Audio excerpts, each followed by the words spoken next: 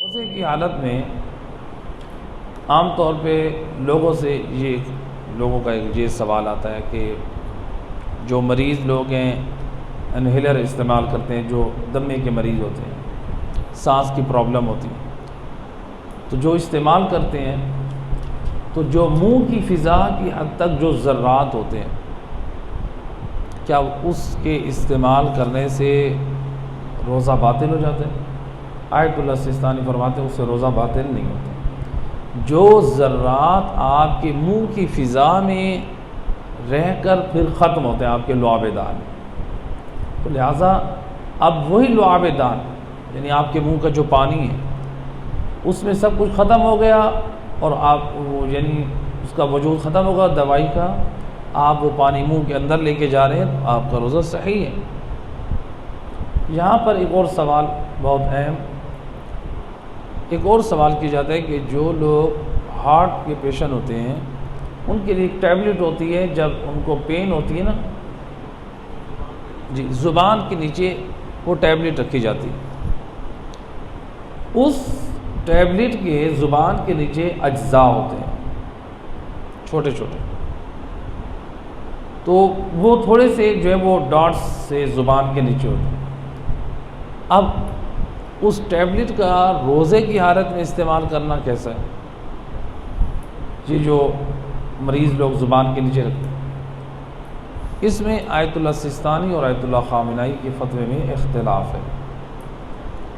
آیت اللہ خامنائی کہتے ہیں احتیاط واجب کی بنا پہ یہ والی ٹیبلٹ استعمال کرنا روزے کو باطل کر دیتا ہے۔ اب جو آیت اللہ خامنائی کے مقلد ہیں وہ آغا سستانی کی طرف رجوع کر سکتے ہیں۔ آغا سستانی فرماتے ہیں کہ یہ جو ٹیبلٹ آپ استعمال کرتے ہیں، جو ہارٹ کے پیشنٹ جو ہوتے ہیں مریض ہوتے ہیں، یہ جو زبان کے نیچے رکھتے ہیں، یہ اجزاء زبان یہ لعاب دہن میں ختم ہو جاتے ہیں، تو لہٰذا جب یہ ختم ہو جاتے ہیں تو یہ ایسا نہیں ہے کہ اس کے اجزاء آپ کے منہ کے اندر سے حلق کے نیچے اتر رہے ہیں، بلکہ وہ آپ کی زبان کے نیچے ہی ختم ہو رہے ہیں۔ جو آپ کی جو بعض ماہرین سے نے جو ہمیں بتایا کہ مثلا جو وینز ہیں منہ کے اندر، وہ اس کے اندر ان کی سرایت جو ہے وہ کرتے ہیں، وہ ان کا اثر وہاں منتقل ہوتا ہے، تو لہٰذا وہ اجزاء جو ہوتے ہیں وہ حلق کے نیچے نہیں جاتے بلکہ وہ زبان کے نیچے ہی رہتے ہیں اور وہیں پہ ہی تھوک میں وہ ختم ہو جاتے ہیں۔ اور لعاب دہن میں یعنی منہ کے تھوک میں جو اس قسم کی ٹیبلٹ خود بخود ختم ہو جائے، اس کا وجود باقی نہ رہے، اس کا استعمال کرنا آغا سستانی کہتے ہیں روزے کو باطل نہیں کرتا۔ اسی طرح سے مثلا آپ کے منہ کے اندر ایک دو قطرے گئے آپ کے منہ کے تھوک کے اندر، وہ مکس ہو گئے اور منہ کا جو لعاب دہن ہے وہ زیادہ ہے اور جو پانی کے قطرے ہیں وہ کم ہیں، لہٰذا آپ کوئی یہ نہیں کہے گا کہ آپ پانی پی رہے ہیں، کیونکہ منہ کا جو لعاب دہن ہے، جو منہ کا لعاب دہن ہے آپ اس کو پی سکتے ہیں، یعنی جو منہ کا جو پانی ہو وہ بھی آپ پی سکتے ہیں، روزے کی صحت پہ کوئی اثر نہیں پڑتا۔ بعض لوگ ہوتے ہیں لا علمی کی وجہ سے سارا دن تھوکتے رہتے ہیں اور وہ بہت جلد مریض ہو جاتے ہیں، خشکی ہو جاتی ہے۔ اسلام جو ہے وہ آپ پہ سختی نہیں کرنا چاہ رہا ہے، اسلام بڑا نرم دین ہے، تو لہٰذا اسلام کے قوانین اور اصول کو انسان سمجھے تو دین پر عمل کرنا بہت آسان ہے۔ ایک صلوات پڑھیں محمد علیہ وسلم۔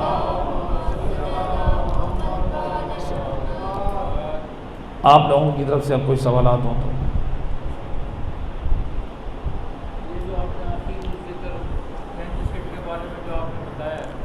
کیا چیز زبان کے نیچے جی تو میرے ساتھ یہ ہوا تھا کہ میں آیت اللہ سستانی کا مقلد ہوں، لیکن میں نے جن سے دریافت کیا تھا غالباً وہ آیت اللہ وہی کے اپنا خامنائی کے مقلد ہوں گے، تو انہوں نے مجھے کہا کہ آپ کا روزہ باطل ہے۔ جی آیت اللہ خامنائی کے نزدیک احتیاط واجب ہے، تو ان کا اور میں نے باطل اپنا ہو گیا تھا۔ جی آپ نے چونکہ آپ کے پاس تھی حجت شرعی، اس کو کہتے ہیں حجت شرعی، یعنی انسان جاننے والے سے مسئلہ معلوم کرے، اس کو غلطی ہوئی اور اس نے گائیڈ کیا ہے غلطی، آپ نے جو روزہ افطار کیا ان کے کہنے پہ، تو آپ کا روزہ باطل ہو گیا۔ اب صرف آپ کو قضا کرنا ہے، آپ کے اوپر کفارہ نہیں، چونکہ آپ کے پاس حجت شرعی ہے۔ تو جب حجت شرعی ہو جی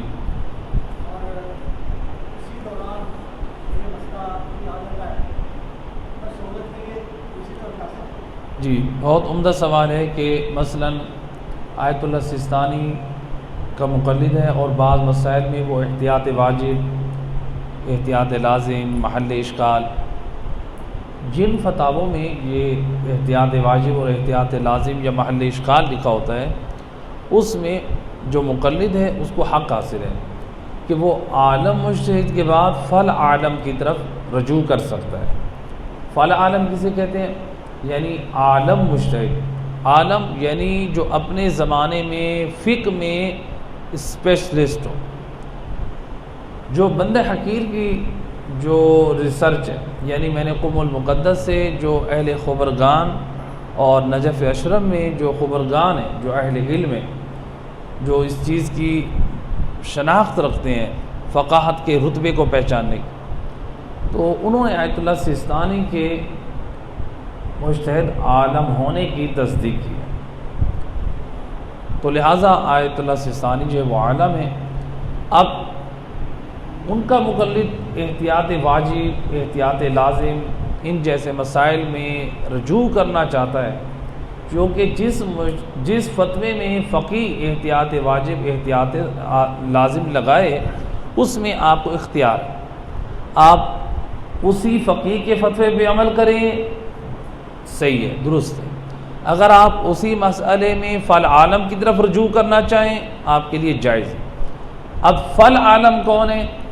اس وقت ہمارے جو علماء جو اسپیشلسٹ ہیں وہ فل عالم کے نام معین نہیں کر رہے، تو فل عالم فقہاء کے ناموں کی ایک فہرست ہے۔ تو لہٰذا آیت اللہ سستانی کے مقلدین ان فقہاء میں سے کسی ایک کی طرف رجوع کر لیں، تو چونکہ ان میں سے کوئی ایک ہے تو انشاءاللہ وہ ذمہ علماء فرماتے ہیں اس کا بری ہو جائے۔ اب وہ فل عالم فقہاء کی فہرست میں کون ہے؟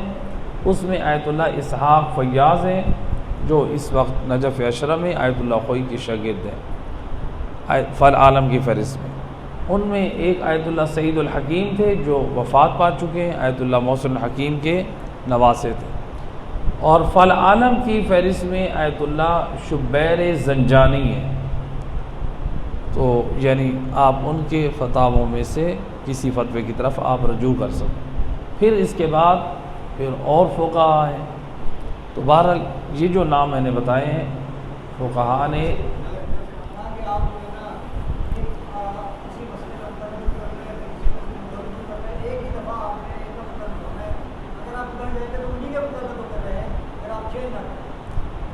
ان کا سوال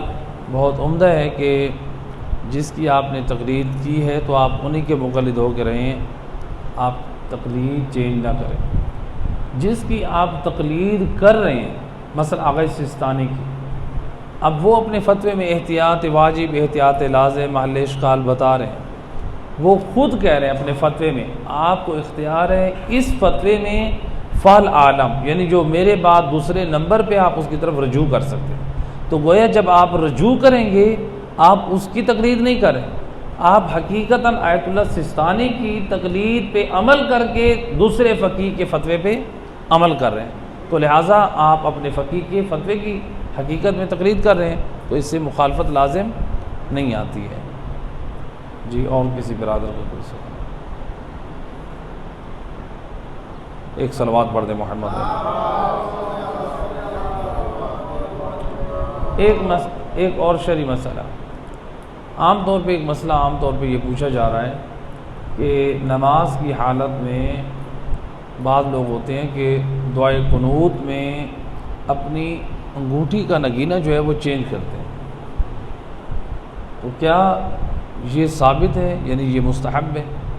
اس کے بارے میں فقہاء نے فرماتے ہیں کہ اس کا مستحب ہونا ثابت نہیں، بلکہ علماء فرماتے ہیں کہ آپ نماز میں ایک فعل انجام دے رہے ہیں جو ضرورت سے زائد ہے، یعنی نماز سے ہٹ کے آپ انجام دے رہے ہیں، تو آپ کا یہ فعل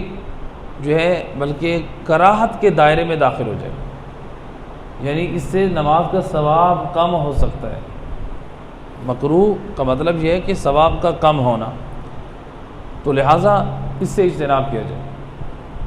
تو بعض علماء نے نقل کیا ہے کہ مثلا مولا علی علیہ الصلوۃ والسلام اللہم صلی علی محمد وعلی کہ وہ ایک انگوٹھی ایسی پہنتے تھے جو ان کا نگینہ ہتھیلی کی طرف ہوتا تھا۔ اب وہ کس وجہ سے ہوتا تھا اس کے بارے میں یہ نہیں کہا جا سکتا کہ وہ ایسے ہوتا تھا لہٰذا ہم بھی ایسا کریں۔ البتہ بعض روایات میں علامہ مجلسی نے جو ذکر کیا ہے اس میں یہ ہے کہ جب انسان اٹھے تو بعض اوقات میں کہا گیا ہے کہ وہ انسان عقیق کی انگوٹھی کا نگینہ پھیر کے دیکھے اور ایک دعا پڑھے۔ تو لہٰذا اگر وہ روایت موجود بھی ہے، مثلا وہ صبح کے وقت عقیق کے نگینے کو دیکھنا، تو اس سے ہم یہ قیاس نہیں کر سکتے کہ ہم نماز میں نگینے کو مثلا انگوٹھی کو پھیر لیں۔ تو لہٰذا جو نماز کے مستحبات ہیں، جو مکروہات ہیں، جو رسالہ عملیہ میں ہمارے فقہاء نے ذکر کیے ہیں، آپ ان پہ عمل کریں۔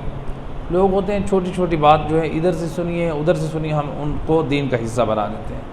ایک مل کے صلوات پڑھے محمد اللہم صلی علی محمد وعلی محمد۔ اے کریم مہربان اللہ بحق محمد و اہل